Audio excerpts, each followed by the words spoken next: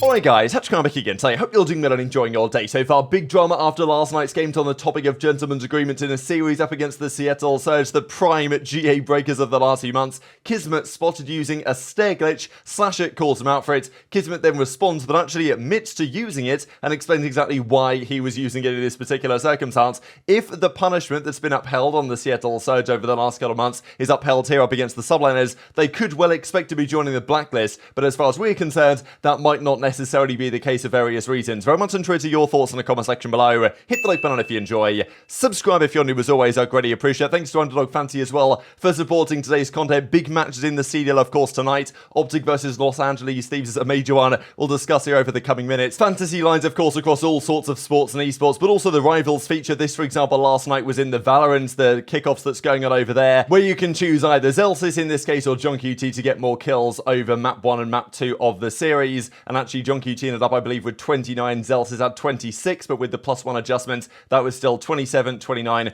JurNii took the victory. So if you guys are looking to get involved in stuff like this in COD and elsewhere, head over to Underdog Fantasy, use the link in the description box below. You guys will get any deposit you make up to the value of $100 matched right about now. So let's dive into the video because there's lots to say as well, as there always will be at the moment, on the Hex Scump lawsuit drama, even COSDEF. So Team Caliber, top guy, of course, rest in peace Team Caliber, right? But when the CDL came around, there were lots of organizations, E-United, Team Caliber, you know, that have been around a very long time, that just couldn't make it work to join the league. I mean, even 100 Thieves, let's not forget, they didn't join. They didn't have the capital, understandably, to pay $25 million or $27.5 million, as apparently it was, according to the lawsuit, to get into the league. Eventually, 100T did get in with Los Angeles Thieves a year or so later, but, you know, wasn't happening initially, and many organizations had to basically call it a day, despite having been, you know, foundational pieces to the success of Call of Duty in the years prior, to the point where Activision could try and monetize the league for $330 million. But this is what COSDEF actually says on TK.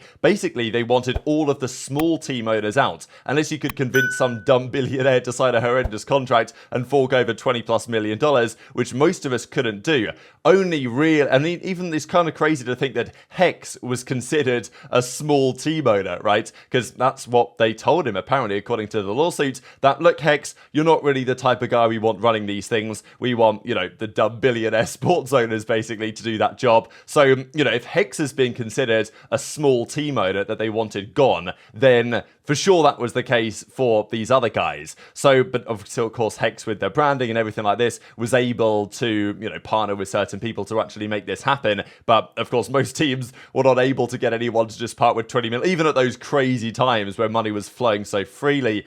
Obviously not the case anymore. Most of the potential investors I spoke to were NBA team ownership groups who had just sold their WNBA teams. They loved TK, but had no interest in Activision's league, and probably for good reason. Even NRG, this is very interesting because of course NRG eventually partnered with Hex in a way. Hex joined as like the co-CEO or whatever it was, and they ran OpTic Chicago together, and then there was kind of a messy falling out, shall we say, between Andy Miller and Hex as they parted ways, and OpTic of course is now under Envy, effectively. Even NRG tried to buy us and said that if we didn't sell, there's no way we'd get in the league because the Overwatch team owners had first bid on the spot, basically. So don't let these organizations fool you. Most of them were happy to have Activision's muscle behind them to force smaller teams to sell their assets to them, which is actually quite fascinating, right? And this is maybe part of why, okay, look, in the lawsuit, all of the other CDL teams are considered involuntary co-conspirators to the, well, monopoly behind the Activision Blizzard League.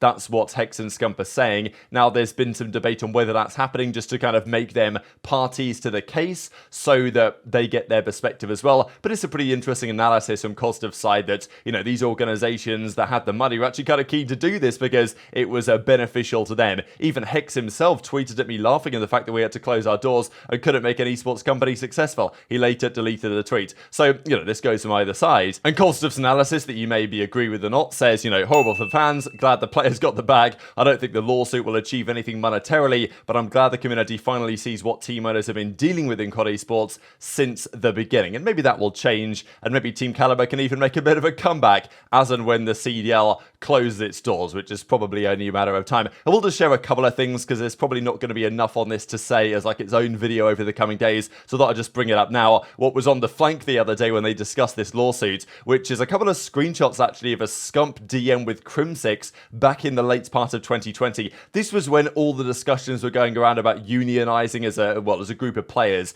And that's really the only way that Activision would have been able to do anything, especially, you know, California state law stuff like this. If there was a strong union that the players put together, they would have had good power in these discussions and not being forced to sign that contract that they all signed at the Minnesota kickoff back at the start of the CDL. But of course, this was November 2020, basically a year after the league started. So, you know, this is the thing, right? Because Scump was kind of brought in, the players were trying to make it work, but understandably, given Scump's stature, he maybe wasn't so keen to put pen to paper on something that he wasn't sure was actually going to be beneficial. And then Scump shows kind of, you know, in these DMs that he was willing to sign and make it happen, but, you know, the timing never worked out. And of course, at this point, even had the players' union happened, it would have frankly been too late to have any effect on the fact that, you know, the CDL was formed 1 year prior at that point. A couple of things on the matches as well that we'll dive into. Firstly, this on the pistol. Don't know if you guys have been feeling this in the game as well, but the pistol maybe does feel worse than it was previously.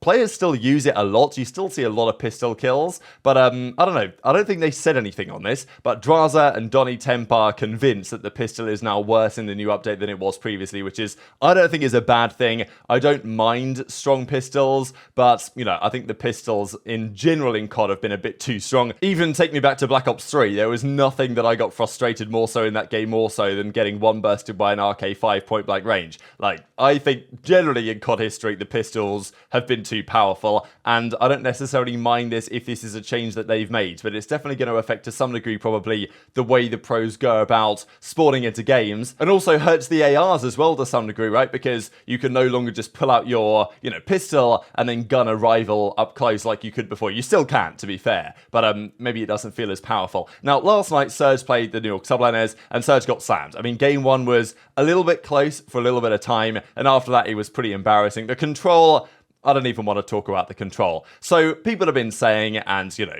aBeZy is making the point on the flank last night, RC's it's time to go. He's had a tough time over the last couple of years. He was on FaZe, his second season on FaZe on the Vanguard year. You know, individually he wasn't as impressive, but he was on FaZe, you know, it is what it is. They got loads of seconds. They didn't win an event, however. They dropped Nasties, they brought Slasher in for the upcoming year. They won an event. Now they've got rid of Slasher, brought in Drazah. They're yet to win an event this year, but, you know, it makes sense the decisions they've made because players that fit the role they need better, you know, I understand what they've done. Is it going to work? That's a question. But RC's after the FaZe journey went to Los Angeles Guerrillas. Maybe he had other options than Guerrillas at the time, but at that time, they were an organization with a lot of capital. They were throwing the money around. RC's got offered a, you know, supermax contract. So, you know, fair enough. Don't blame him for taking it. But that quite swiftly came to an end when Los Angeles Guerrillas ran out of money, effectively. And, you know, Cronky decided he was done with esports. And it's really no secret that RC's was, I'll say, not the best teammate last year, you know, not really been as committed as, you know, we might have expected to see from a two-time world champion. And there's been thoughts as to whether RC's like,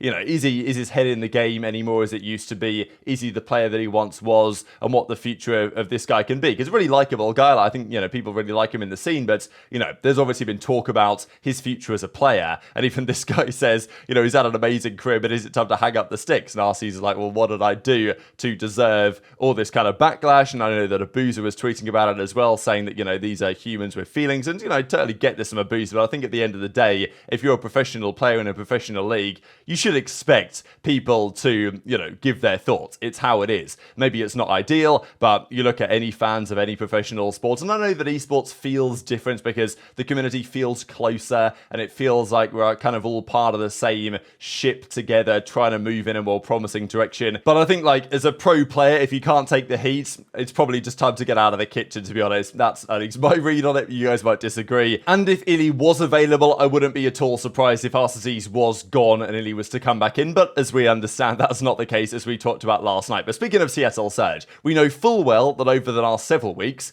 well, months really, they've been breaking every single gentleman's agreement in the book. So you name it in terms of gentleman's agreements. Snaking, Hook's done that a couple of times. Potentially auto-tactical sprint, aBeZy may or may not have done that. Some pros think he did, some pros think he didn't. There's a debate, but he's still been playing pretty well since then, to be fair. Soundy Q, we don't really know, to be fair, but the smoke grenade, using a couple of those, we've seen Surge do that as well. So as a result of all these GAs getting broken, if you guys aren't fully familiar, gentleman's agreement, the pros come together and they decide that something that isn't officially banned in the CDL rule set, they will agree between themselves, shouldn't be allowed. Snaking, getting rid of that has been such a positive of this season. There's even an argument that last year the Subliners were some of the best snakers in the league, if you want to look at it that way. This year there's no snaking, and Subliners don't look like the same team quite. So there's some questions to be had on that, but thankfully the game is much better with some of the GAs in play. Some GAs are pretty stupid, you know, maybe the sniper one, there's always a debate on it. But the other thing that's GA'd is the Stair-Glitch, right? And we actually saw Ilya, I'm pretty sure, use this back at the event in Boston. So this is what you see here on screen from KiSMET. Now, this has been a thing in last year's game as well, and basically the way this works is you lay down behind some sort of piece of cover, and just with the way that the game works, you can see the other guy way easier than they can see you, and honestly, you can barely even kill them. So right here, this kind of like snow, like mound or whatever,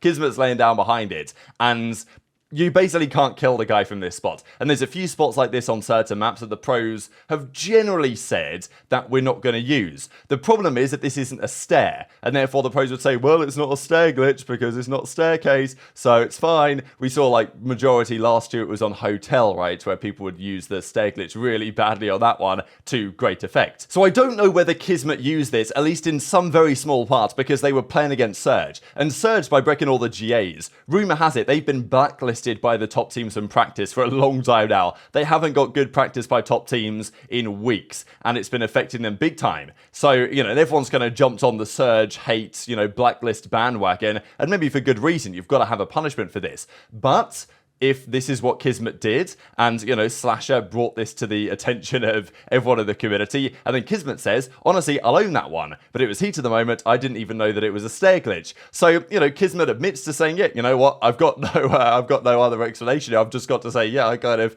did do that. But oh, don't worry, guys, it was only heat of the moment. It's like, I mean, come on, this is the classic thing that they'll say to, you know, make it, to try and diminish the importance of this. So there was some further debate, and Slasher says, okay, look, it didn't matter, Surge were terrible anyway, so they were going to lose, but you know, but everyone's still been doing ones that haven't specifically been GA'd. That was kind of the point here. So that, I think, is probably the reason why this will maybe go unpunished, really, is that as far as Slasher's concerned, and as far as other players are concerned as well, there's certain spots here that are definitely stair glitches, and I think there's no doubt that what was being used there is, but it hasn't been officially GA'd by the pros, because there's all sorts of spots that can be stair glitches, maybe some aren't, and the pros haven't really gone through letter by letter and said, okay, this one's banned, this one's banned, this one's allowed, or whatever. So KiSMET says that, you know, he just laid down to play his life, he just happened to be in that location, which maybe there's something to, but then again, the tweet before that he said he admitted to doing it, so you can look at it either way. And then he talks about how, you know, Preston did it map 5 as well, so there's definitely some debate on this, but I feel like if this was, let's say, aBeZy or somebody, or Hook or Illy, okay, Illy's not there anymore, but you know what I mean, some sort of Seattle Surge player doing this, the reaction would be probably rather different, whereas the reaction, it seems, to this is, well, you know, it's probably okay. But let's be honest here, this is the second time this season that a Subliners player has, you know, basically broken a GA as far as the players seem to be concerned. Skyz did the snaking, which is the first thing to happen this year, and therefore New York Subliners lost their warm-up for their next match they played in the CDL, and as Skyz said at the time, basically what he said was, it was heat of the moment, right? It's like, it looks insane. And that's now kind of the same thing we're hearing from KiSMET, right? So, you know, it's an interesting one, isn't it? When you do something, you break a GA, and you say, oh, you know, well, like, it wasn't really intentional, it was just how things go, like, you know, it's a hot battle, and I get that, but at the same time, this is second offense in a way, and if you want to use the same punishment that the Subliners got, or the Surge got, sorry, for the Subliners, this would be a week probably of no practice, no scrims, but I just don't think that's necessarily going to be happening. So very much interested your thoughts in the comment section below. Today, however, we have 3 games, the big one of which is for sure OpTic versus the Los Angeles Thieves. Thieves, brand new team, 2 changes they have made to their roster. We also know that Kremp is on the Thieves team now, and OpTic Kenny said a few weeks ago that he never expected, basically he was was roasting Kremp after playing an 8s match against him and kind of got slammed. And he says, Kremp, you're never going to be back in the league. You are terrible. And they play each other this evening. So Gorillas Legion, I mean, you probably want to lean the way of Los Angeles Gorillas until I see otherwise from Legion. The one-man change, Geo in, Standy out. I'm just not convinced that's going to be enough to really turn their fortunes around. I'll take Gorillas. I think it might be interesting though. Ultra Rocker, I think my key intention here is to look at how Awakening does, because Wake had a pretty decent major compared to like his LAN performances were much better than his online performances.